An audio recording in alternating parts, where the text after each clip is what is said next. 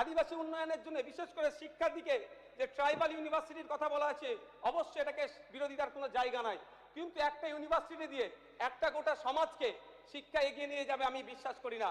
দেখুন, আলিয়া ইউনিভার্সিটি আছে মুসলিম সমাজের জন্য, মাইনরিটি ডিপার্টমেন্ট থেকে পরিচালিত, অবশ্য সব সমাজের ছেলে মেয়েরা পড়াশোনা করে, কিন্তু ওতে দিয়ে কি মুসলিম সম্প্রদায়ের শিক্ষকতার হার বেড়েছে না পিছিয়ে গেছে? তথ্য দেখলে দেখা যাবে।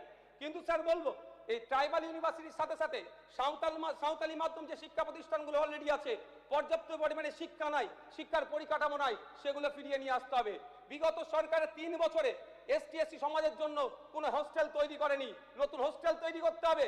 বিগত দিনে এসটি এসসি সমাজের ছেলে মেয়েদের জন্য যে হোস্টেলগুলো আছে সেগুলো অলরেডি যেগুলো বন্ধ আছে পুনরায় সেগুলো চালু করতে হবে।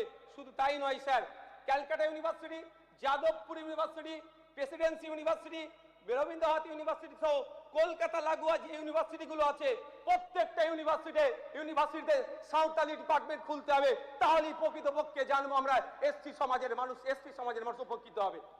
স্যার শুধু তাই নয়, পশ্চিম বাংলায় আমি আগেই বললাম যেখানে তৃণমূল সেখানেই দুর্নীতি, আর যেখানে দুর্নীতি সেখানেই তৃণমূল।